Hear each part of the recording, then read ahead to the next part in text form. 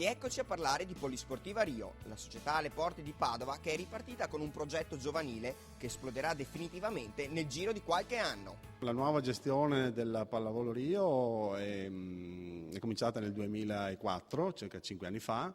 Abbiamo tratto spunto dalla retrocessione dalla Serie C alla Serie D, dove è stata fatta una scelta di privilegiare, anche nella squadra maggiore, che attualmente è una Serie D regionale, di privilegiare le atlete provenienti dal nostro vivaio. A testimoniare il lavoro sul vivaio sono i numeri societari. 150 atlete fanno parte del settore giovanile e compongono l'80% della società. Sono praticamente 150 atlete dall'Under 18 in giù, compreso il mini volley. Sono praticamente l'80% dei tesserati.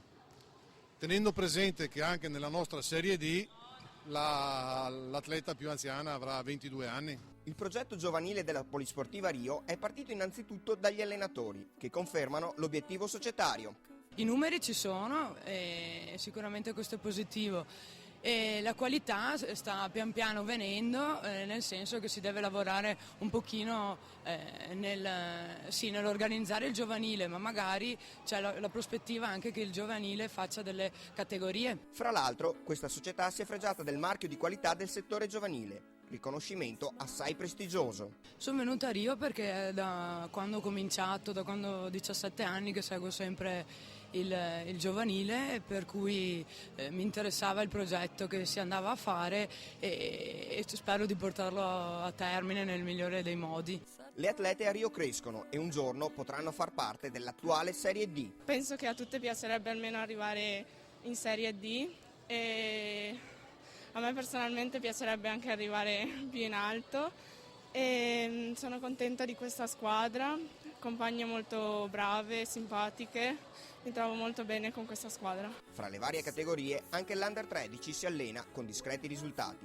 È presto per poter valutare le atlete, ma sicuramente lavorando qualcosa di buono si raccoglierà. Si vede proprio il passaggio da parte delle ragazze in evoluzioni diverse, dalla difesa, il recupero, l'alzata e quindi un sottolineare quelli che possono essere un po' i ruoli, individuare un attimo quelle che fisicamente possono essere più dotate come alzatrici o come attaccanti e da lì si sta un attimo lavorando proprio per portare a un individuare quelli che possono essere i singoli individui nel portarle a fare un gioco di squadra. E poi c'è un settore specifico per il mini volley, chiamato Universo Mini Volley, e tanto lavoro in comunicazione e marketing con attività promozionali e merchandising. Abbiamo lavorato molto anche sul discorso del marketing, sembra una stupidata, però anche lì molti genitori, su richiesta di molti genitori, abbiamo cominciato a creare un logo particolare per il volley che prima non esisteva, un logo particolare e da qui sono nate le iniziative come tutto, non so, la parte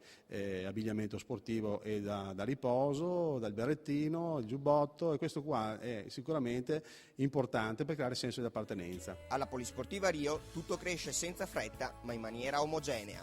E non dimentichiamo che questa società è anche organizzatrice di eventi, come il Green Volley Ponte di giugno. Si tratta di un torneo all'aperto organizzato per le categorie Under 12, Under 13 e Under 14.